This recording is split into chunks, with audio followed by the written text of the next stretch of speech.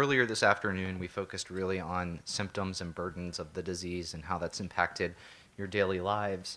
For the rest of the afternoon, we're going to focus on current and future treatments. And so these are the guiding questions for our panel, for our polling, and for our subsequent discussion that we'll have in the room. So just to read the questions, what current treatments or therapies do you use for symptom management? How well are these therapies or treatments working? What are the downsides, if any, to these treatments or therapies?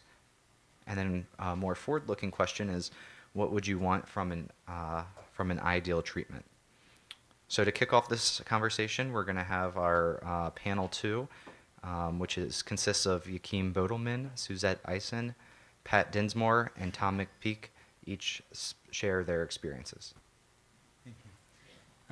My name is Joachim Bodelman, and for me, my main symptoms of DM1 is my muscle weakness. So I'm not taking any pills because there are none.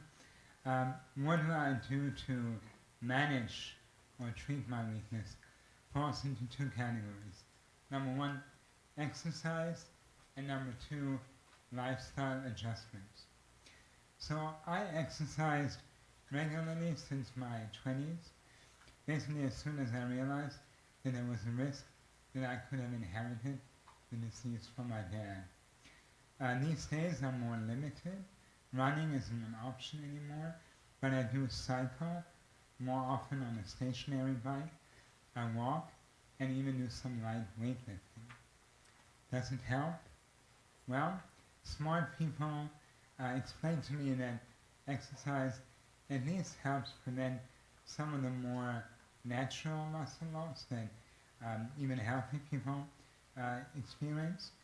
So this sounds logical to me, and I believe there's a real benefit from it. But the bottom line is I still can do so much less than I could 20, 10, or even 2 years ago. But there are definitely psychological benefits from exercising. I always feel good after I exercise. I feel a sense of accomplishment and that I have done at least something to fight the disease. And this really is my main reason to get me motivated to go to the gym, even if I feel lazy or frustrated. But exercise comes with dangers.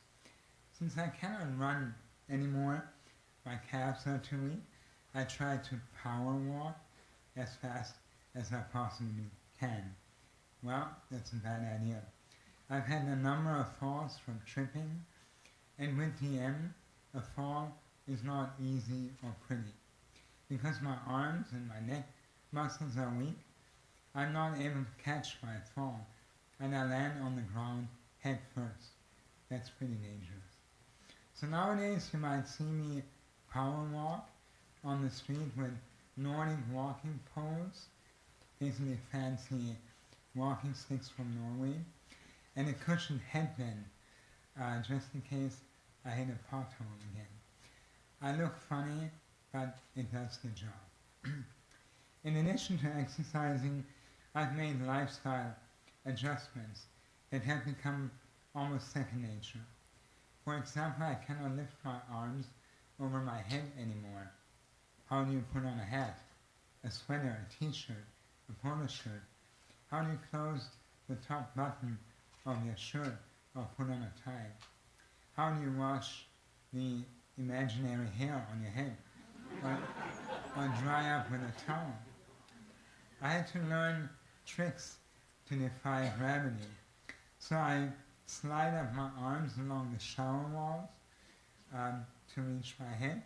I bend over to dry myself or put on clothes and simply stay away from certain clothes or other things. And all these adjustments happen even before my day really starts in the morning. I have a voice that is nasally and a tongue and a jaw that easily cramp up, which makes it harder to speak clearly. When you have a job like me, where you need to talk to people a lot, that's a challenge. When I speak in front of more than, say, 8 people, I always request a microphone. It actually helps a lot. Before I make a call, I warm up my tongue and my jaw so I can speak more clearly. But sadly, it has also led me to not speak or ask questions in certain settings for fear of not being understood. What about social life? Believe it or not, I will not order certain drinks or dishes in a restaurant that I would otherwise consume because I cannot pronounce them easily in a way that the waiter would understand me. So I'll ask for a beer once, twice, 3 times, only to get a sorry or dazed look on the waiter's face. So I'll ask for water instead.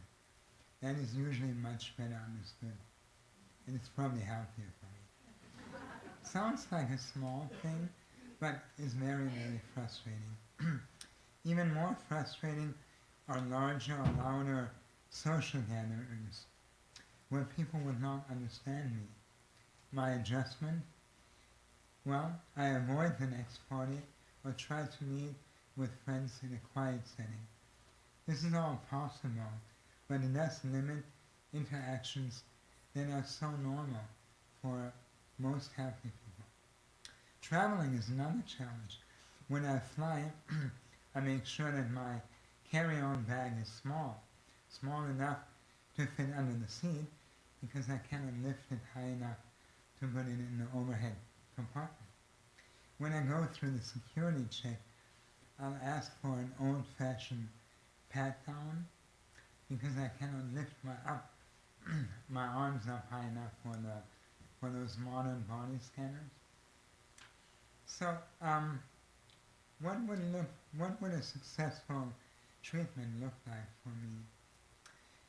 Certainly something that would reverse my muscle weakness and that would allow me to play soccer again with my kids, or go running, or have regular uninhibited conversation. Walking without fear of hurting myself would be amazing. But honestly, with all the limitations I have right now, I'm still somewhat fully functioning. What is really scary though is knowing that if the disease continues, I will simply not be functional in 5 or 10 years' time. If it gets worse, as I've seen in my dad, I will not be able to walk at all, barely able to eat real food, and not even able to turn around in bed at night. That is a very scary thought.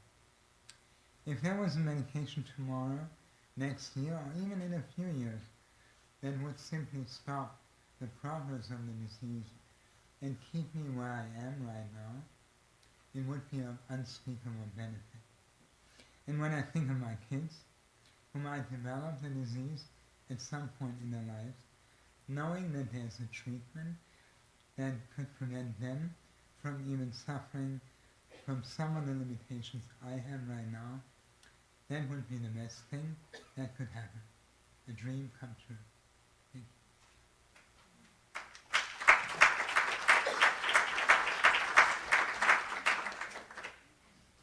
Good afternoon. My name is Suzette Eisen.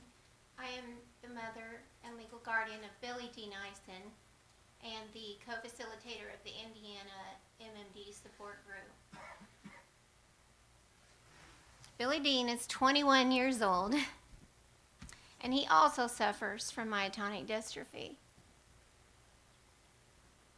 As you know, myotonic dystrophy is a complex, progressive, and ultimately 100% fatal disease with no known cure and no known treatment.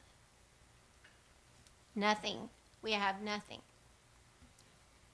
The 2 main symptoms that are currently causing Billy Dean his worst problems are his cognitive impairments, his brain involvement, and his muscle weakness.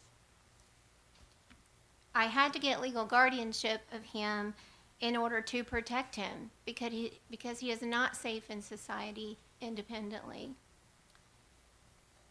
And he actually never will be without a treatment or a cure. He'll always be with me.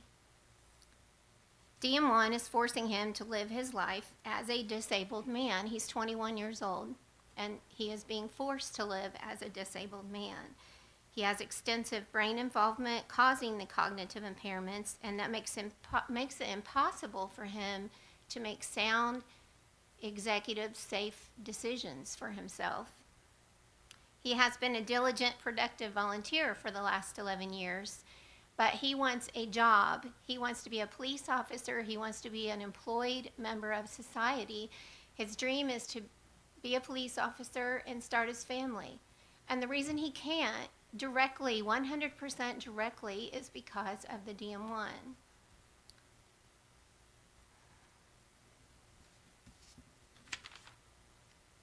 Some of the therapies that I've tried to help him manage his DM1 include HIPAA therapy and then also a service dog. If you could show those slides. HIPAA therapy is horseback riding used as a therapeutic and rehabilitative therapy. It helps to improve coordination, balance, and strength. It is not covered under insurance for him as a disabled adult man with an ICD-10 diagnosis of G71.11 myotonic dystrophy. So that is something I take care of for him. I also got him a skill companion service dog through Indiana Canine Assistance Network. The dog is a therapy dog that helps to motivate him and which assists with his activities of daily living. This is also not covered under insurance for him as well with his ICD-10 diagnosis G71.11 myotonic dystrophy. He has also attempted BiPAP multiple times. BiPAP is bilevel positive airway pressure. Myotonic dystrophy causes weakness of his respiratory muscles, which in turn causes hypercapnia secondary to his hypoventilation. Hypercapnia, which is carbon dioxide retention, normally will trigger some type of reflex in a person. And then that increases breathing, access to oxygen, and a failure of this will be fatal, can be fatal for him. BiPAP helps oxygenation and improves carbon dioxide clearance. However, this has never worked for him or helped him in any way. He has even been admitted to the hospital inpatient setting for 5 days of intensive inpatient setting respiratory BiPAP support, and it did not work at all. I also got him an AED, an automated external defibrillator, and an AED is a potentially life-saving device in the event of a sudden cardiac arrhythmia, which is also directly caused by myotonic dystrophy. This is also not covered under insurance for him as a disabled adult man with the ICD-10 diagnosis G71.11 for myotonic dystrophy. Some days he can't lift his head off his pillow due to the profound neck muscle atrophy. He will call me or text me and say, my neck is not working again. I can't lift my head. And I'll have to go in his room and lift his head up off the pillow for him, and then he can hold it up for a while after that. I bought him a neck brace to use during the day when that's needed, but it's uncomfortable and does not work for him either. I bought him a manual wheelchair for long distances to help decrease fatigue and his muscle atrophy, but he also has upper extremity weakness, and so he really can't push himself. So when we use that, I push him. If he did try to push himself, it would just cause more atrophy and muscle weakness in his upper extremities. He takes frequent breaks and naps. Myotonic dystrophy causes the excessive sleeping. He falls asleep even during an activity, like I'm doing right now. Will fall asleep. He does this even after sleeping the entire night and the excessive hours of sleeping where I would have to wake him up. He'll still fall asleep during the activity the next day. And all this can be very dangerous for him. He must have constant supervision and direction. My son's diseases progressing. Just in the last few years, he's become much weaker, much more fatigued, much more cognitive involvement. He is unable to make good executive decisions, and he is unable to advocate for and care for himself. 100% due to the myotonic dystrophy disease progression. And again, he's only 21 years old. I seek a treatment that will cure his disease and reverse the brain and muscle damage he has already suffered. And if this is not possible, I seek a treatment that would at least stop the disease from progressing and therefore allowing him a better quality of life and a longer lifespan.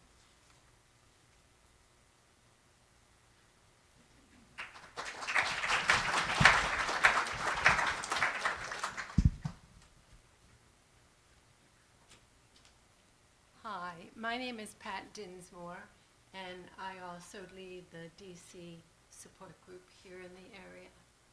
I've been familiar with myotonic dystrophy since I was 24 years old. At that time, my mother was experiencing some symptoms related to weakness and pain, which eventually led to a diagnosis of DM1 for her and for myself. As her symptoms progressed and her health declined, I became her primary caregiver, watching from a close distance the breadth and depth of the disease complications. Yet, probably much more than my mother, I very optimistically believed that time was on my side and that certainly there would be a treatment available in my lifetime. When my mom passed away in 1998, and I was going through some things she had saved throughout the years, I discovered a newspaper article she had saved, dated 1992, which described the identification of the unstable DNA sequence containing the expanded CTG sequence, which resulted in myotonic dystrophy. I learned that she was hopeful too, probably not so much for herself, but for me. Certainly much has changed since that newspaper article and that discovery in 1992. But for someone living with DM or the family member of someone with DM, the progress cannot come fast enough. When I was younger, I had some myotonia in my hands and around my mouth, nothing very life-altering, nothing that was very significant. I had a very active and normal adult life. I did pretty much what I wanted to do without thinking.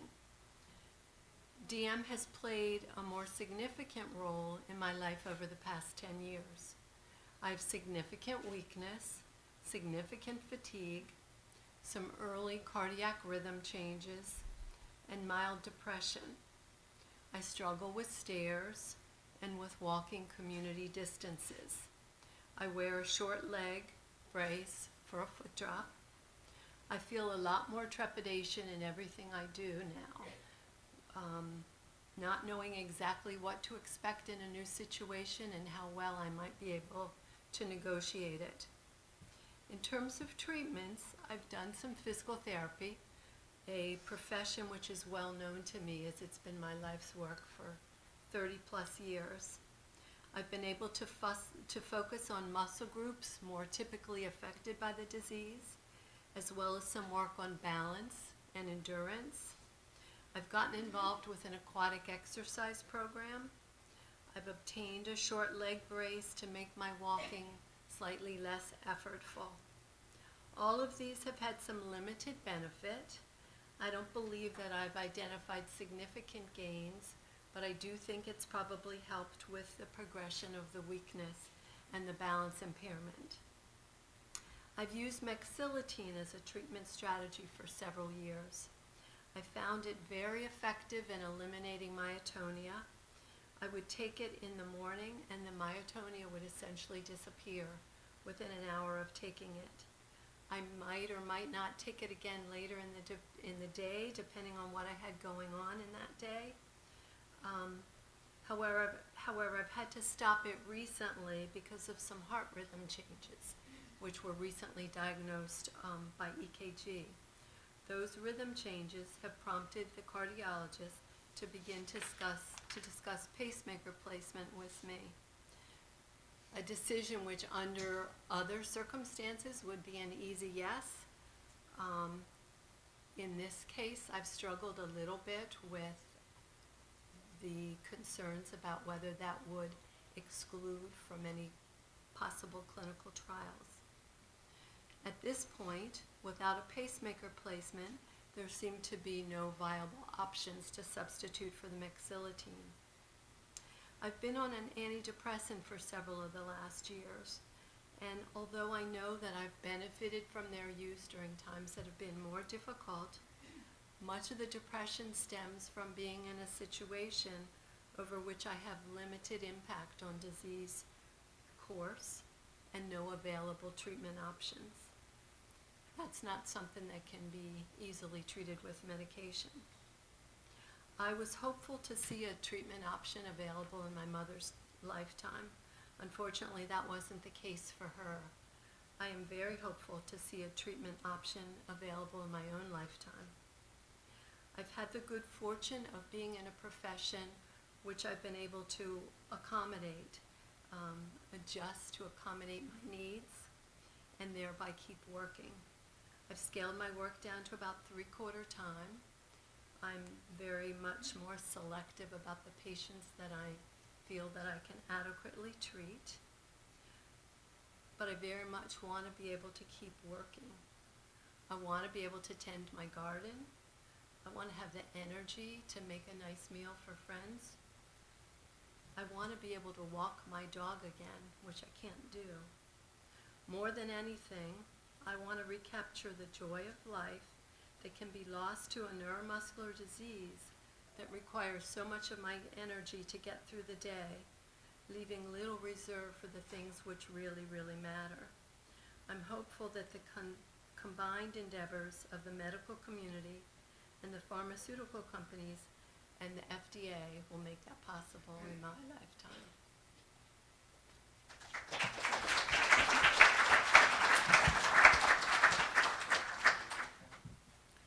My name is Tom McPeak. I've been involved in the Human Services side of corrections for 33 years. I was forced to go on disability about 4 years ago due to my DM2 related symptoms. The decision to apply for disability was based on a combination of excessive daytime sleepiness, pain, and cognitive issues, especially when under stress. Of these 3 symptoms, I don't think I could really say which one is the most debilitating for me. I think it depends on what type of day it is, what is going on that day, and the physical demands of the previous day. Hydrotherapy. I've read numerous articles and heard from many doctors that we really don't know about exercise in DM2. The common belief seems to be that exercise is good, but don't overdo it. My exercise routine for the past 3 years was a very light workout in the pool, walking in the pool, some simple resistance exercises with floaties, and treading water. Certainly nothing strenuous, or so I thought. I've been struggling with my CK level for the past year, reaching within a few points of 2,000 and a low of about 1,400. Prior to this past year, my CK level was a more reasonable 300 to 400. We had no idea what was driving my CK so high. We changed medications, stopped statins, DC'd fenofibrate, and my CK level was still at 1,800. Just by chance, due to some family issues and scheduling, I had not been able to go to the pool to work out for about 2 weeks. I happened to check my CK level at the end of the 2 weeks, and it was down to 600. After another 2 weeks of still not going to the pool, it was down to 380. Should I not be working out? Am I hurting myself more by exercising or by not exercising? Medications. Pills, pills, pills. I currently take 21 different medications by mouth and 3 injections. That's not 21 pills per day, but would be much closer to 30 or 35 plus on a bad day. I don't even want to talk about the number of interactions I've had and all of the awful side effects from these medications. We would be here all afternoon. However, I will highlight a few of the more severe and, shall we say, inconvenient side effects. Cymbalta. If you haven't noticed, I'm sweating. When I wrote this presentation 4 weeks ago, I knew then that I would be covered in sweat now. I believe Dr. Moxley noted that excessive sweating is part of DM. Well, add Cymbalta into the mix and it's a recipe for big dry cleaning bills, embarrassments, and changing shirts sometimes 8 to 10 times per day. The problem is I can't just stop taking Cymbalta. It helps with my depression where no other drugs would, and it's very helpful with the pain. We added Abilify to the mix to see if that would help the depression a little more. Well, it did. It also helped me gain over 60 pounds in 9 months. Needless to say, we nixed the Abilify, but still have not found a suitable replacement, and I continue to take Cymbalta and sweat. Pain meds. As I'm sure you're aware, DM2 causes pain. So what works for DM2 pain? Celebrex helps, and of course insurance companies do not want to cover Celebrex, and the generic price is out of this world. I've tried other NSAIDs, Relafan, Advil, Voltaren, and they either make me sick, literally, or simply don't work for the pain. There are always meds like Lyrica or gabapentin that so many of us have been prescribed. They either mess with my already flat effect, or simply do nothing but destroy what is left of my already fading libido. I've even tried Viagra. No, not for my libido, but for pain. There was a small study done on Viagra and DM pain, and it does seem to work a little, but the obvious side effects and costs just don't make it worth it. Narcotics. The bottom line is they work. The other bottom line is, like so many other medications, they can lead to abuse and addiction. The issue with narcotics now is understandably that doctors seem like they are almost afraid to write a prescription for them. Not necessarily because you're abusing the narcotics, but rather because Big Brother is watching.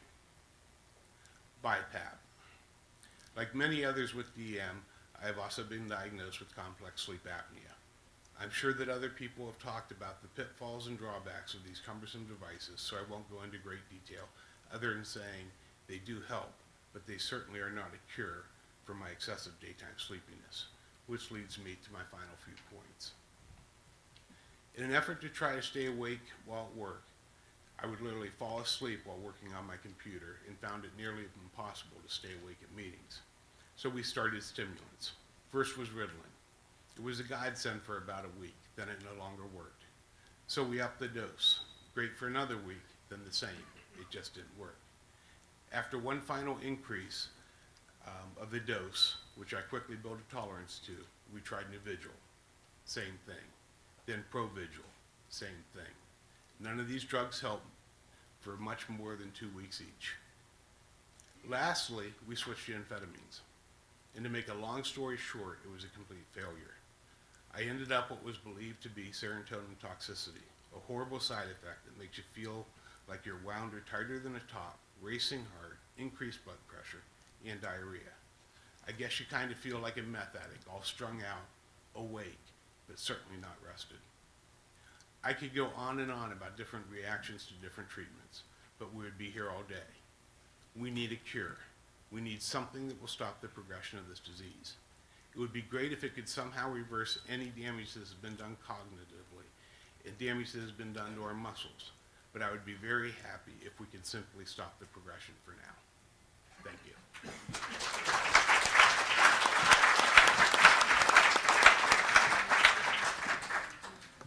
Thank you to all of our panelists, and I will invite you to stay up on the stage through the rest of discussion of topic 2. So now we're going to move into the audience and remote polling for our topic 2 questions related to current and future treatments. So go ahead and pull out your clickers. If you're on the live stream, you can go ahead and switch over to the polling session, and we'll go ahead and jump right into these. So go ahead and read our first question about current treatments. So here's one where you can select up to 3 responses. You're not required to select 3 if they don't apply. But select up to 3 medicines, equipment, or lifestyle changes that you or your affected family member currently use to manage DM symptoms. So again, choose up to 3. The response options are A, mexilatine for myotonia and muscle stiffness, such as in the hands and mouth. Medicine for daytime sleepiness or attention as B.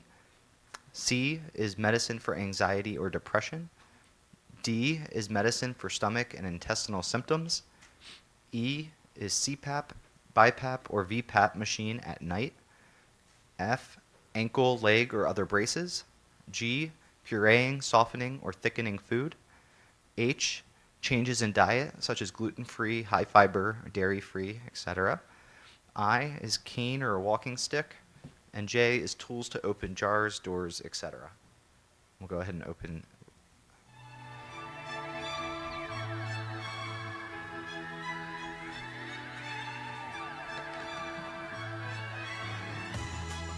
Just remember, select up to 3 that apply.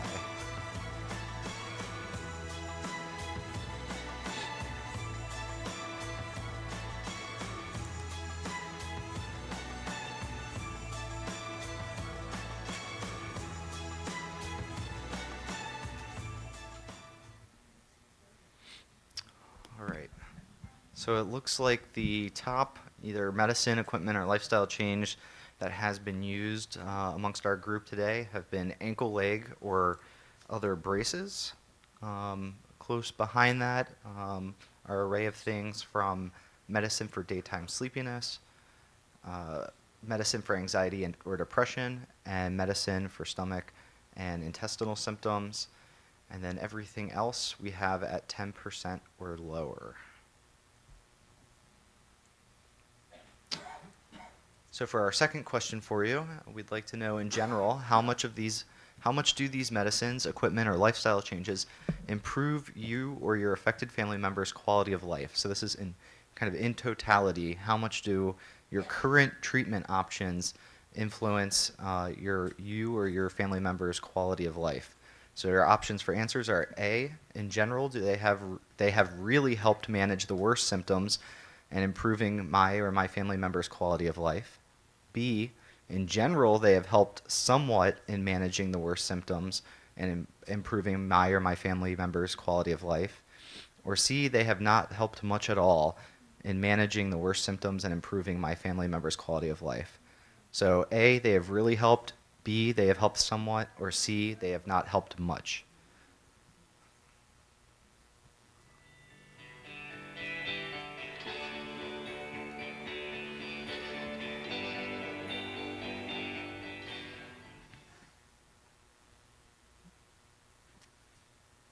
Okay, so 71% have said that they've helped somewhat, 25%, so a quarter, have said not helped much at all, and only 4% said that what is currently available have really helped.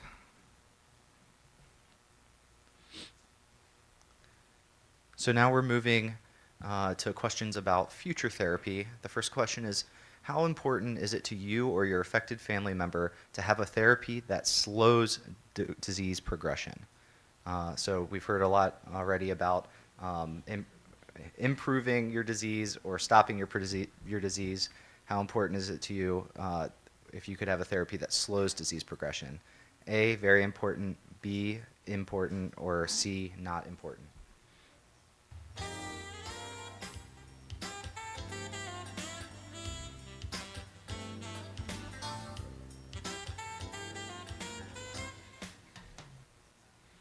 And not to be unexpected, almost everybody said very important, although 2% said not important.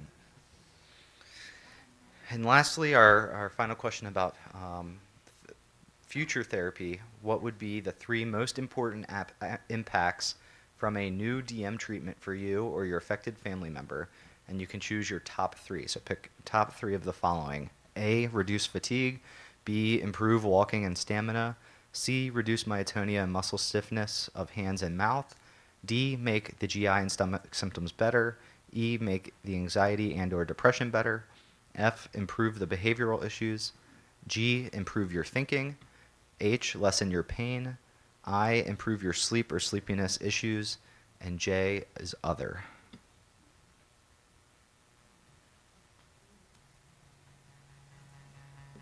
You can go ahead and pick your top 3.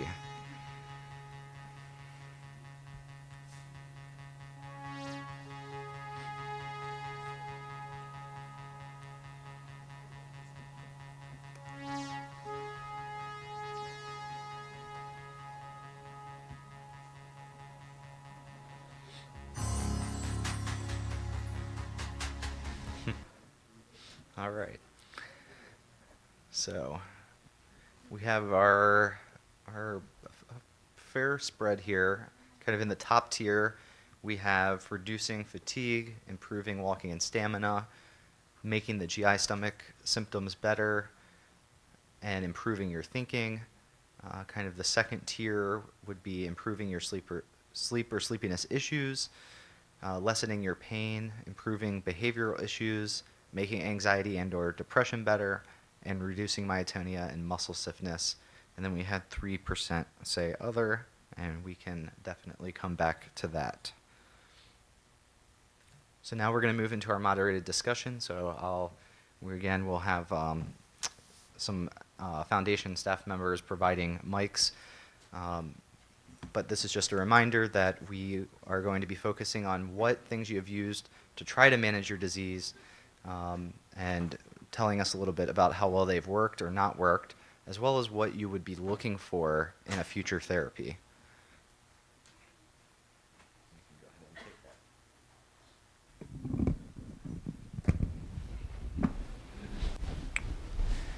All right, do we have any volunteers? Has anyone, I know we had a large discussion of many treatment options that are currently available from our panel. Was there anything you all have tried that did not come up on either on our list or maybe was on our polling question, but you'd like to describe how well it's worked for you or hasn't? Yes.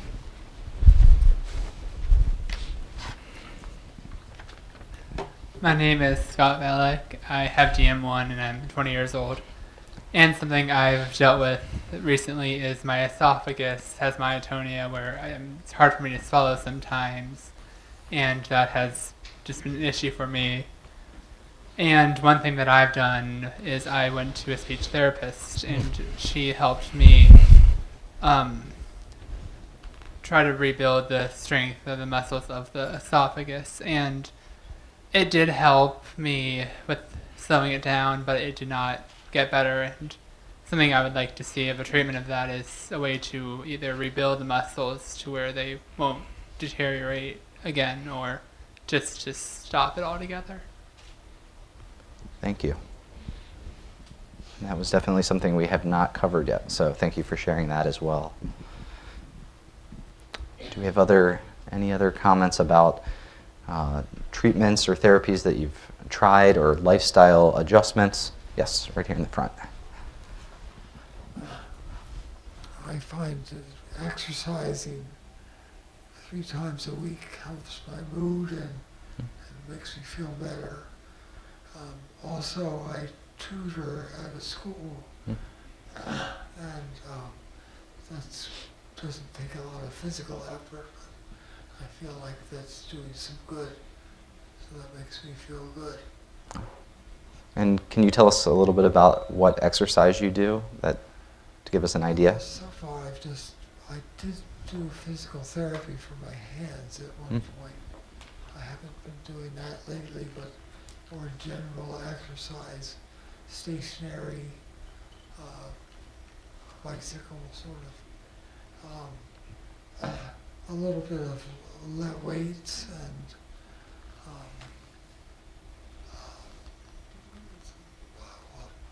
just other machines that are not too strenuous. Okay.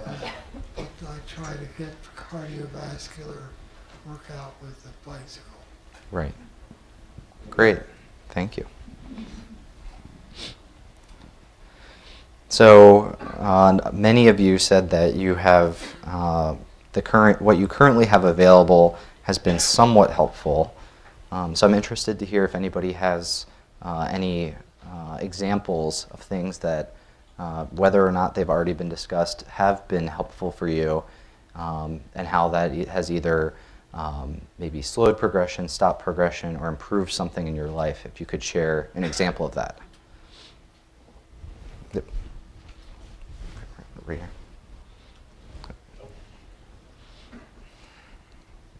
My name is Rob Panya. I'm a caregiver. My wife Sarah spoke on the panel earlier today, And our older daughter Ruby had, for a period of time, very severe gastrointestinal symptoms, cramping, other types of abdominal pain, diarrhea, constipation, and so forth. And several things have been very helpful in alleviating those, one of which is probiotics. The second thing is, on several occasions, she received a course of an antibiotic called Xifaxan to treat bacterial overgrowth. And third is an antispasmodic called hyoscyamin, which has been very helpful in relieving acute pain. It's worked for Ruby, and I just wanted to pass it on to the rest of the group here. Great. Thank you. I believe there's a gentleman right behind you.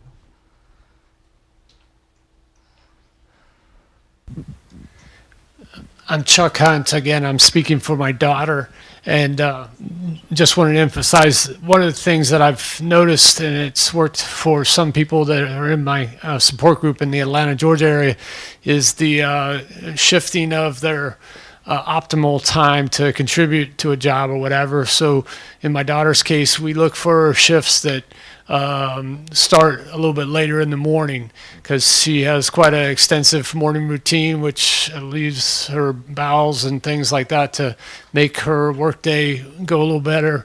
We do use Navigil, and because I'd heard the fear of it not working, we do use it only on the days that she works. And oftentimes her jobs allow her to have one work day, one day off, a work day. Of course, that's not optimum productivity, but it does work for her. Great. Oh, yeah, right here in the front. I take both Provigil and amphetamine together, and it works better than either one separately. Great. Yes.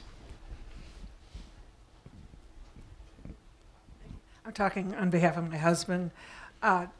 Interesting conversation about the alertness medications. My husband took the one that was first, I think that was Provigil, for 2 years, and that helped him hold down a part-time job for 2 years. And then it didn't work anymore, and he switched to Provigil, and he knew that he couldn't work anymore, or the doctor said, when he had taken one Provigil and thought that it was time to take the second one, and it was only 2 hours later.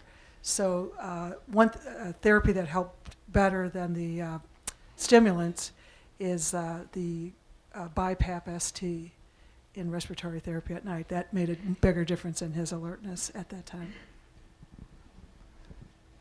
Thank you for sharing. So I will see, I don't know if they were online or in the room, but when we put up a list of all the impacts of myotonic dystrophy, we had asked which ones were the ones that you would, the top 3 most important impacts that you would like to have treated. At least one person, because it was 3%, said that there was something else that wasn't on that list that they would like treated. Does that person happen to be in the room, and if so, would they be willing to share? Yes.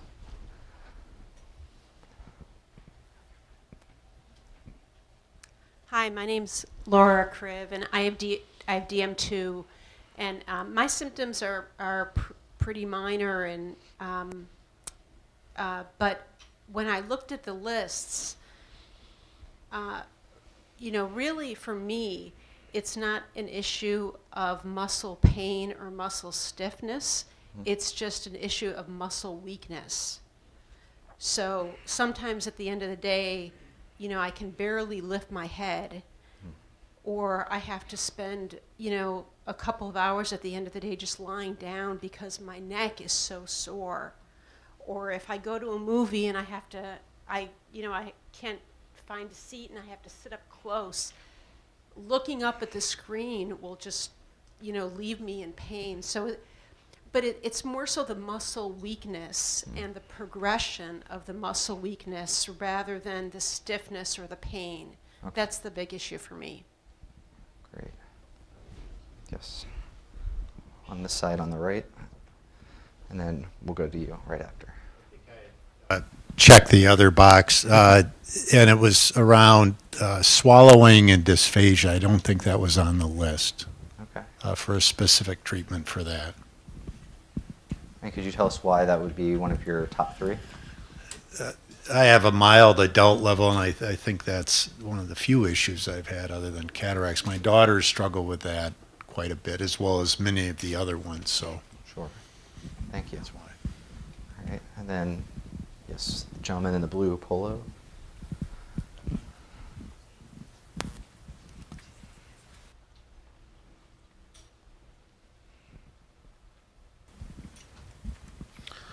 Hi, my name is Steve Kirakoza. Talk about my nearly 9-year-old son, Steve. One symptom that Steve has is that he is nonverbal.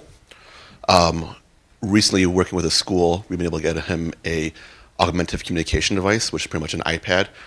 We call it as his voice, and it's really been able to allow him to have a personality, be able to actually speak what he's thinking about. He has multiple screens, multiple menus, multiple submenus.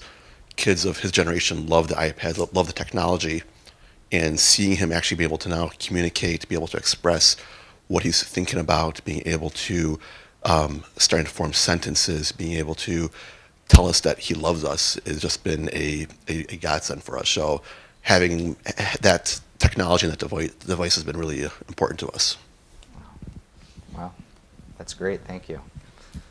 So a number of people had selected muscle strength as being something that they would like to see improved with the therapy. I was wondering if anybody could speak to how much of how much of an improvement would be enough muscle strength that they would like to see. How much would make a difference in your daily life? And you can give an example rather than trying to, give some other measurement of it.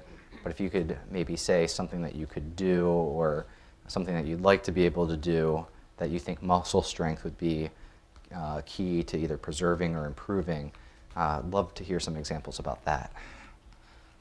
Yes.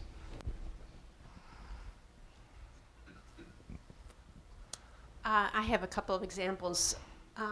Last year, I could ride my bike to our pool, which was about 5 miles away. Actually, this was 2 years ago. Last year, I tried to do that, and after a mile, I was dying. I just felt like my legs were noodles. I couldn't go on. Had to call somebody to come pick me up, to put my bike in the car because I wasn't going to make it. So now I don't ride a bike at all. I used to be able to lift up a small suitcase to put it in the overhead bin on an airplane. I can't do that anymore. Most people are very nice on planes and they'll offer to help me. But that's just an example of something Yes. I can't do anymore. I'm still fortunate where I can walk, I can run, I can dance, I can lift my arms up. But it goes back to just what gives you pleasure in life, and being able to keep doing those things that give you pleasure, even if it's not to the same extent that you used to be able to do it, just to still be able to do those things that give you pleasure. Great. So unless we do have another hand up in the back, and I think that unless someone else really has after that burning, we've got 2. Raise your hand if you want to get in this sequence, and I think this will be our last sequence of comments for this session. I'd really like to be able to hug people. It's really hard for me to hug anyone. I'd like to be able to clap my hands. Can't clap my hands. That would be nice. I'd like to be able to dance and lift my arms over my head. And just as far as strength, I used to be very strong. I used to challenge my dad to arm wrestling, and I was pretty good. But yeah, I'd like to be able to have the muscle strength to, you know, ride horses again, and not have my legs go stiff, and yeah, just it would everything. But I just thought those things, simple things we take for granted, of clapping your hands and giving someone a hug. You know, those are things I can't do. So anyway. Thank you so much. And then our final comment right here, gentleman in the blue blazer.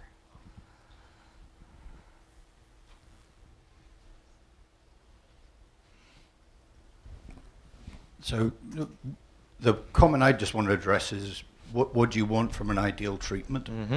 I think we heard from the panel, I mean, their comments are amazing, but the whole issue, the general theme here is one of quality of life, and it's getting attacked on all sides. It doesn't matter. I mean, we've got a list of all of these symptoms, but it's like the waves pounding the shore, and every day the quality of life just gets eroded a bit more and a bit more.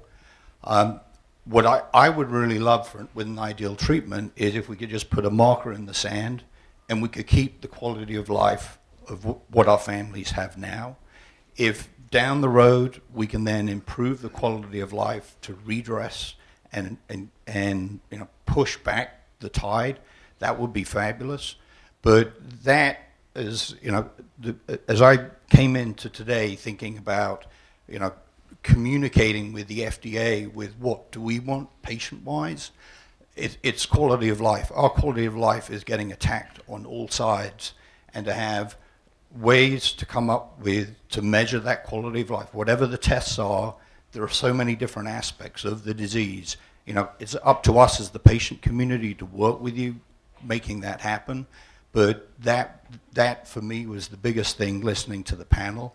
You know, the panel didn't turn around and say, we want to be perfect. We just don't want it to get worse. Thank you very, very much. And it seems like a very fitting final comment on behalf of the patient. So could all of my FDA researcher and industry friends join me in thanking all of the patients for sharing.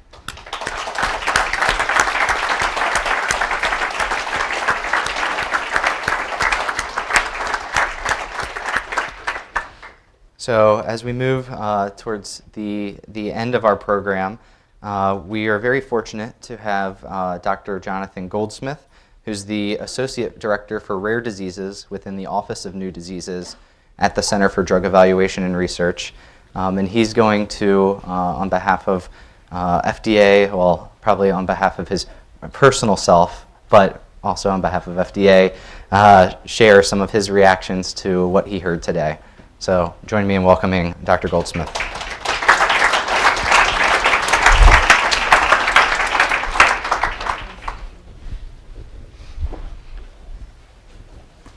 So thank you very much. Am I mic'd in the back? Can you hear me? Hand up if you can hear me. Good, thanks a lot. I don't have much voice, so I certainly sympathize with your positions as well. It's a pleasure to be here as an individual, as was mentioned, as a physician.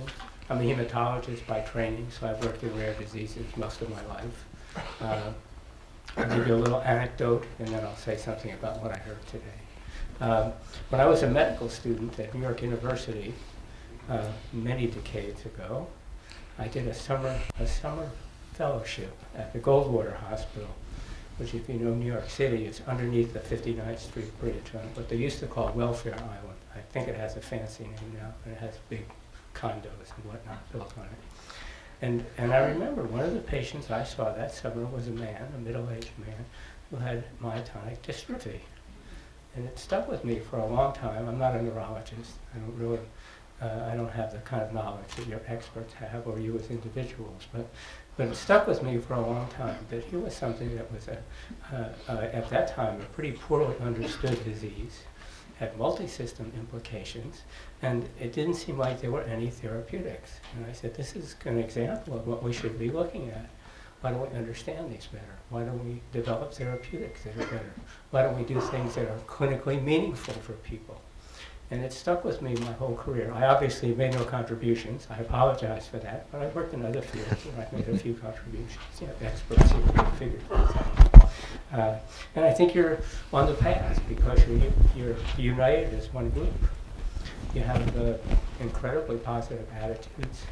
You're looking forward to therapies that may offer you some hope, and that you're willing to do some of the footwork to create an environment where you can measure what's clinically meaningful in your disease. Make the decisions that Dr. Woodcock was talking about, well, where do you really want to develop? Learn more about the natural history of the disease? Do you want to learn more about biomarkers that may help facilitate drug development? And try and pick out some pieces of regulation where you can really make a big impact. So I want to recognize you today because I think you're all pioneers in this externally led patient-focused drug development process.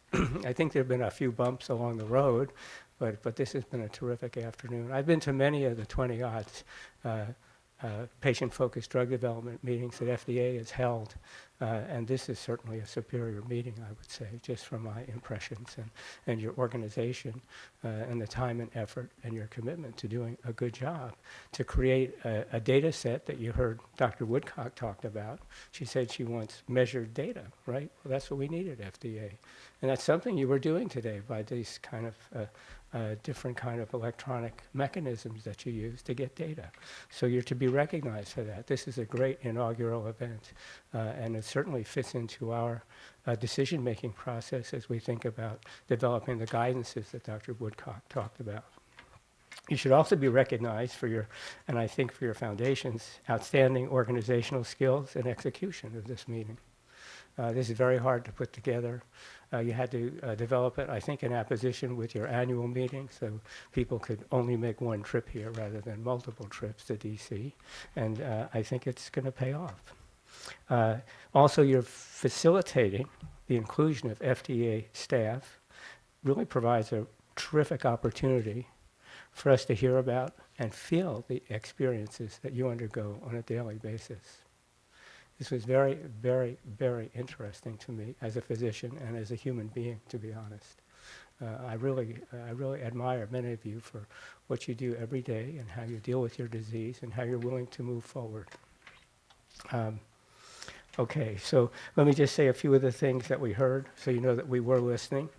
You're going to file a voice of the patient report, I was told, and that'll be an important document for us to have in terms of in terms of what we have from this particular exercise today.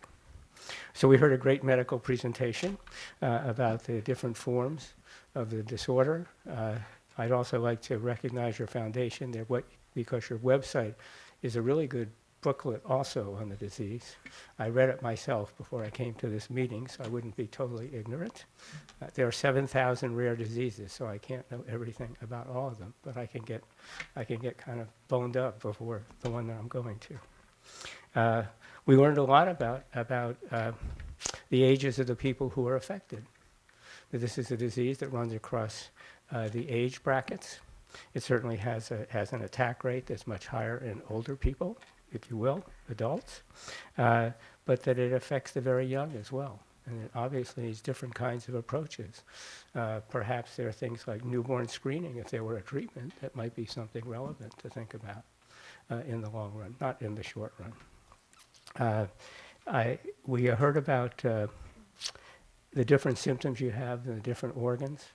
And to me, which is the key facet of this disease, is the progressive loss. That where you are trying to figure out a way to keep that position and to not progress. And I heard about exercise treatments that people have tried. They've taken some medicine, I heard about a mushroom extract that one person was taking and said it works. Who knows? Maybe it does. We don't want to, you shouldn't belittle any of these things. They should all are worthy of exploration. You obviously have many chronic symptoms, but you also live under the cloud of very severe symptoms. Clearly, sudden death is part of this disease if you don't have an accurate cardiac diagnosis and a cardiac a pacemaker installed somewhere along the line, you're at risk for sudden death. And respiratory failure is also another area because of the muscle loss in this area. So this is a disease that has a progressive downhill run. It has lots of chronic symptomatology, but it also has the possibility for acute sudden events. And that's very hard to deal with medically, to deal with all those different pieces. But I think you have to be aware of them as you are, and I think you have approaches to them currently.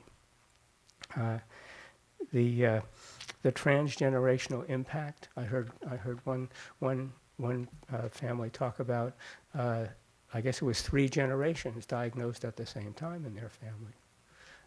What an impact on that family. You know, how much work can you do? Who's the caretaker anymore? I mean, I hear you. I know what you're trying to do. It's very difficult. It's very difficult. The diagnostic odyssey.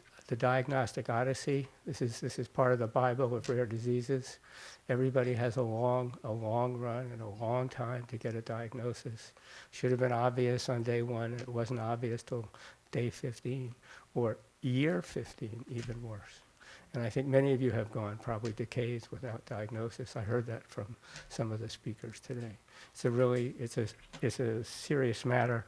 Part of the work of your foundation is to increase the amount of knowledge in the medical community, trying to attack this from different aspects, to try and get information to diffuse out into the community. And I think that the neurology community probably can do that, and probably has already, trying to, at least in their providers, to bring this information forward. So I mentioned the demographics. About 60% of people who are age at diagnosis is 26 to 55. So this is focused on an internal medicine crowd. Pediatricians as a focus group for education is probably a smaller target, is the way I understood it if I were trying to develop this. We heard about the different organ problems that occur. Anything, GI tract was, I think, heavily affected from what I could hear. Anything from megacolon in childhood to loss of bowel control in adulthood. Mobility, limited mobility. People who are active have devised very clever ways to remain mobile, but it's not normal, and obviously they would like to recover that. We also heard about what was called mental efficiency here, which I and loss of memory, things that are part of executive function. Do you remember to go to the doctor's appointment next Thursday or not? Those kind of things. Can you go to school because it's a school day? You forgot it was a school day. That's executive function. And these are critical things for people to have a strong grasp of to get along in day-to-day life in modern times. Also, the neuropsychiatric symptomatology that many people have was also a dominant theme. I saw many things here about losses. The losses that seemed to me that were the most were things that everybody takes for granted who's not disease affected, but it's to maintaining activity, being able to get around, do what you want to do, being able to climb the steps, being able to open a door, being able to take a jar off a bottle. I can't do that either, by the way. Just but it's just being weak and old. Getting dressed, day-to-day stuff, activities of daily living. How much can you do, by yourself? Are there alternative strategies? Certainly in cases of paralysis, there are all kinds of alternative clothes. Velcro is used where buttons are used for normal things. There's some other workarounds, and we heard about that as well. And we heard about the value to the people of being able to work or to be employed, to be able to have a more normal life. And then a few more items. To be able to partake in enjoyable activities. I don't know if there's a medical term for that, but that's really what I heard a lot of. Well, what can we do that, and in terms of finding out if some of that could be maintained, or improve, there have to be ways to measure the quality of life. And I think that's going to be important as you think about drug development and how you develop these measures, and that what will they be? I don't know specifically, but you have to figure out ways to reproducibly measure things from a patient perspective, from a provider perspective, and it's achievable. And then I heard the question that we always ask is about, or we like to know about, is what's the most important thing, and then what will you settle for? And what we heard was what we hear pretty often: what you want is a cure. But if you can change the progression of the disease, the rate of progression of the disease, that would be satisfactory if there were a new therapy, and certainly a first step on the way to actually achieving a goal that you all want, which is the cure. So, just in closing, I want to thank you very much for inviting the Food and Drug Administration here today. We've had our ears open and our minds are open. You're a terrific group to work with, I would say. I think you have the fiber and the strength to actually move along in the directions that Dr. Woodcock mentioned, and that you'll be able to work effectively with regulated industry to try and help new therapies to market. So thanks again for inviting us. I think we'll have many meetings, and I wish you all the best. Thank you.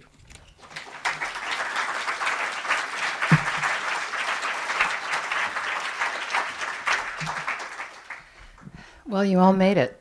Did you think you could have survived the entire 4.5 hours? Got a little hot, got a little cold.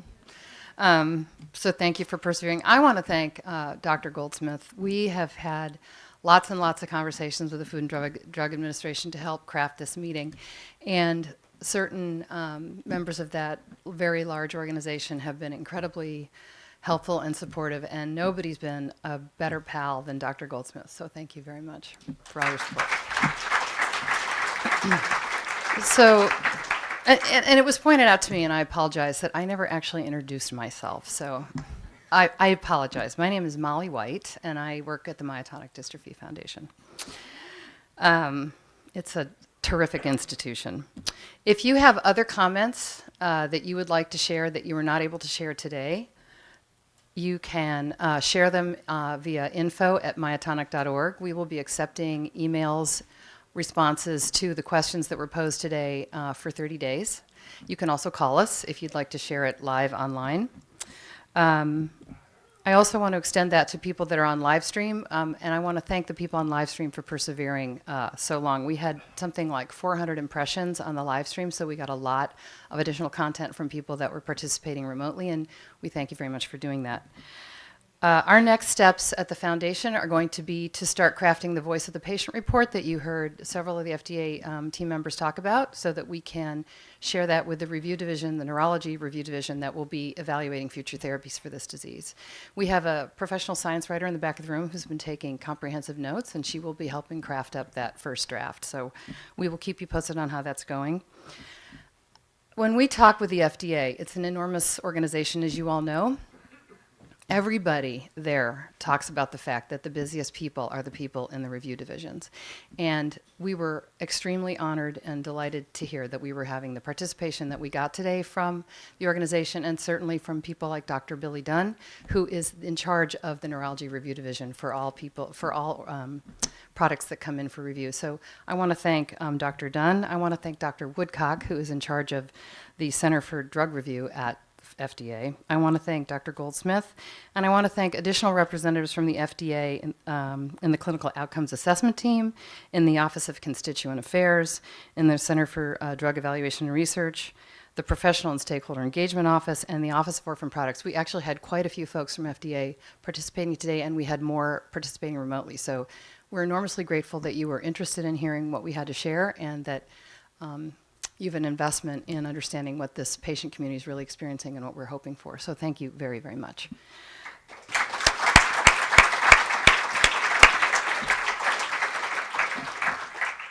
I want to remind everybody of the clicker. My team is scattered around the room. We'd love to have you just send your clickers down to the end of the row, and we'll pick those up and get those back to the polling team in the back of the room. So if you have a clicker, don't forget to hand that off. The last thing I want to say before I invite you all to go back out and hop on the bus is I want to extend a really heartfelt thanks to our panelists. We asked these people and these people, you know, in the midst of family loss, in the midst of very complicated lives, in the midst of all the things that you all know a person has to go through to get through the day, to actually write remarks, get on the phone with us multiple times, practice those remarks, and perfect them so that they could do what can only be described as a stellar job today. So I want to thank the panelists again for a wonderful job.